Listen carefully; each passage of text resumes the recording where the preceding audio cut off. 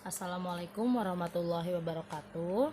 Bertemu kembali dengan saya Ibu Nurida dalam pelajaran seni budaya kelas 8. Pada hari ini saya akan membahas tentang unsur menggambar model serta alat dan bahan dalam menggambar model. Sebelum memulai, ada baiknya kita membaca basmalah dan juga doa sebelum belajar. Berdoa dimulai. Berdoa selesai. Baik, kita akan langsung masuk ke dalam materi. Silahkan buka LKS kalian di halaman 4. Di sini kita akan membahas unsur menggambar model. Dalam menggambar model kita butuh yang namanya kemampuan dalam menggunakan unsur. Apa aja sih unsurnya? Unsur-unsur yang ada garis, bentuk, bidang, tekstur, dan gelap terang atau pencahayaan. Nah, unsur-unsur yang saya bicarakan tadi akan kita bahas. Dari yang pertama ada unsur garis. Garis ini adalah pertemuan dari beberapa titik. Seperti yang sudah kita bahas, garis itu adalah kumpulan atau pertemuan dari beberapa titik di mana membentuk sebuah garis. Garis ini dapat dibagi menjadi dua. Nah, kita lebih dalam tentang garis, yaitu ada garis nyata dan garis semu. Di mana garis nyata ini dihasilkan oleh coretan atau goresan lengkung. Sedangkan garis semu adalah garis yang muncul karena terdapat kesan balance pada bidang, warna, atau ruang. Jadi untuk garis nyata biasanya ini benar-benar kita dalam menggambar apa yang mau kita bentuk, kita bentuk dengan garis nyata. Namun garis semu ini hanya sebagai bisa kita anggap sebagai garis bantu di mana penyeimbang gambar saja. Itu yang disebut garis semu. Contoh-contoh dari garis ada garis mendatar atau horizontal, ada garis tegak atau vertikal, ada garis miring, ada garis lengkung, ada garis bersilang, ada garis sejajar, ada garis zigzag, ada garis spiral, atau ada garis gelombang. Yang kedua ada bidang. Dalam seni rupa, bidang merupakan perkembangan dari garis. Maksudnya apa? Bidang itu terbentuk dari beberapa garis. Bidang biasanya kita mengenal, kalau dalam bahasa matematika kita mengenal bidang itu ada bidang datar yang dinamakan persegi panjang, persegi, lingkaran, segitiga. Itu disebut bidang. Otomatis dalam membuat bidang kita akan membuat garis terlebih dahulu. Beberapa garis yang dimana garis-garis tersebut saling tersambung dan terhubung sehingga membentuk sebuah bidang. Lalu yang ketiga ada ruang. Ruang di sini tidak benar-benar kita membuat ruang dari sebuah benda, tapi dari sebuah gambar yang kita buat di atas kertas lembar buku gambar atau kanvas, kita seakan-akan melihat gambar tersebut memiliki ruang atau berbentuk 3 dimensi, di mana gambar ini memiliki seperti ada garis khusus di mana membentuk seakan-akan terbentuk sebuah ruang di dalam gambar tersebut. Seperti misalnya di halaman 5 ada gambar seseorang wanita yang sedang berbelanja. Otomatis ketika menggambar, dia akan menggambar di atas kertas. Namun seakan-akan atau seolah-olah gambar tersebut memiliki ruang, yaitu sebuah supermarket. Padahal orang tersebut menggambar di atas bidang datar. Namun dari bidang datar itu dapat menghasilkan sebuah ruang yang kita ciptakan dalam sebuah gambar. Selanjutnya ada bentuk. Bentuk pada karya seni rupa diciptakan sesuai dengan kebutuhan praktis atau penerapan. Biasanya untuk dalam pembuatan unsur bentuk dilihat atau lebih diperhatikan nilai gunanya atau functional formnya, di mana bentuk-bentuk itu bisa membuat apakah bisa memberi ketenangan atau bisa memberikan fungsi pakai pada seseorang yang menggunakan atau melihat benda seni rupa tersebut. Lalu yang kelima ada gelap terang atau pencahayaan, di mana dalam karya seni rupa cahaya sengaja dihadirkan untuk kepentingan nilai estetis. Apa itu nilai estetis kemarin? nilai keindahan, artinya memperindah kehadiran unsur seni rupa lainnya. Jadi dari gelap terang ini kita bisa menonjolkan sifat-sifat atau unsur-unsur lain dari seni rupa.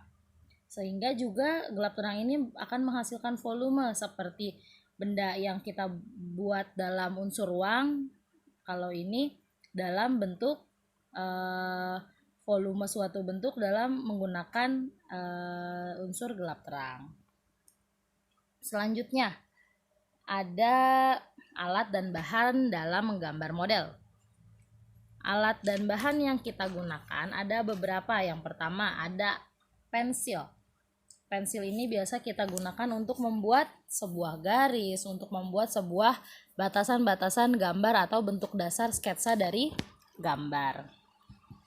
Pensil yang sangat kita butuhkan bagi seseorang yang suka menggambar sketsa atau menggambar di atas kertas buku gambar. Selanjutnya ada penghapus. Penghapus pun penting, walaupun dia digunakan untuk menghapus bidang-bidang yang misalnya kita membuat kesalahan sedikit, kita menghapusnya. Namun tidak sembarang penghapus yang bisa kita gunakan. Ketika kita menggambar di atas bidang kertas gambar, misalnya di buku gambar atau kertas HVS, itu kita membutuhkan karet yang lebih lentur. Agar apa? Agar kertas gambar kita tidak robek. Namun penghapus untuk bidang lain itu bentuknya pun berbeda lagi. Yang ketiga ada kertas. Gunakan kertas gambar sesuai dengan kebutuhan. Misalnya kamu dapat tugas dari sekolah untuk menggambar flora misalnya. Nah, di sini kamu cukup menggambar dengan buku ukuran standar A3, A4 atau kuarto. Namun ketika kalian misalnya mau sudah jenjang universitas, kalian masuk sekolah seni, otomatis menggambar itu tergantung ke dalam materi apa yang sedang kalian pelajari. Kita misalnya ngelukis. Nah, ngelukis bisa di kertas A3 saja untuk ukuran kalian SMP. Namun, dalam sekolah seni, menggambar itu tidak hanya di kertas gambar A3 saja. Mereka membutuhkan misalnya dalam melukis yang lebih ahli, profesional, itu melukis di atas kanvas. Itu yang biasa kita jadi dipajang sebagai lukisan, itu kertasnya kertas kanvas. Lalu yang keempat ada pensil warna. Penggunaan pensil warna dilakukan dengan cara mengasir atau memblok warna.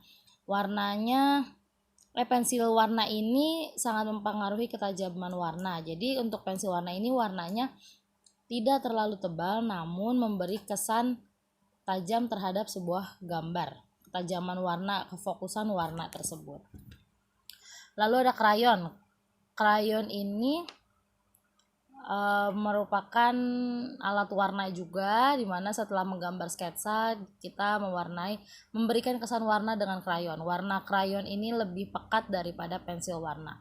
Nah, krayon ini memiliki dua jenis, yaitu berbahan kapur atau berbahan minyak. Yang terakhir ada cat air. Nah, cat air ini terdiri atas bentuk tub atau batangan. Misalnya kalau bentuk tub itu biasanya seperti salep bentuknya, itu tempatnya. Kalau untuk batangan ada yang cat air warna itu biasanya menggunakan tempat berbentuk tabung. Nah, itu bisa. Nah, bentuk tub ini kita biasanya dalam mewarnai menggunakan cat air, biasanya kita membutuhkan palet. Apa itu palet? Palet itu adalah tempat dasar kalau misalnya kita mau melukis untuk menaruh warna-warna yang akan kita gunakan. Selanjutnya ada teknik menggambar model.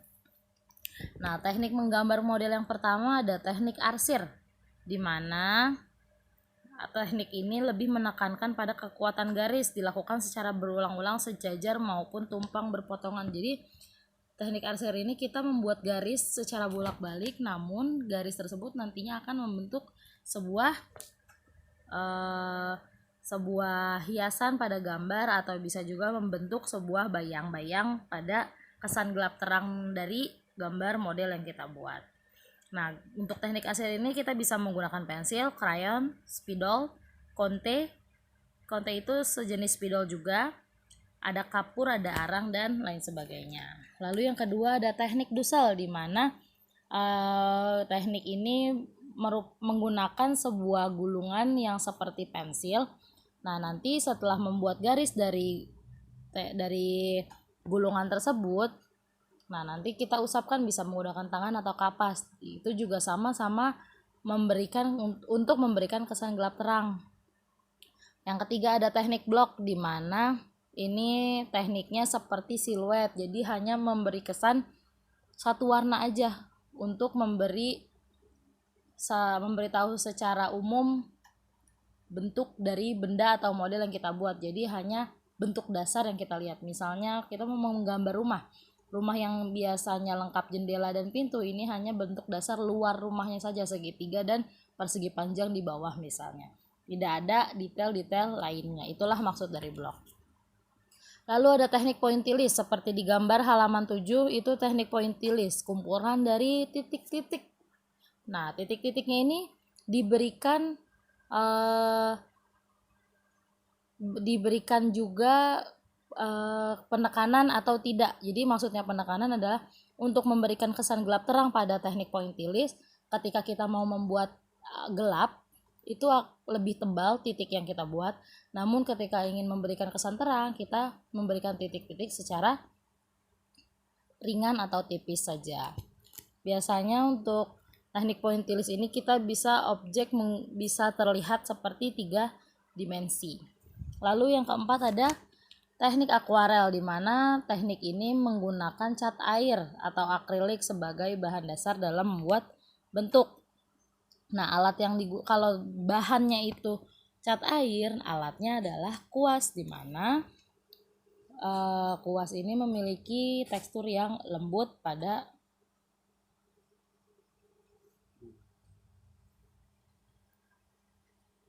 teknik akuarel ini membutuhkan alat yang lembut seperti kuas karena ujungnya memiliki bulu yang halus dalam mengambil cat air nantinya gitu. Baik, cukup sekian untuk materi hari ini. Untuk mengerjakan soal, saya mau kalian memasukkan token atau password zigzag. Oke. Baik, wassalamualaikum warahmatullahi wabarakatuh.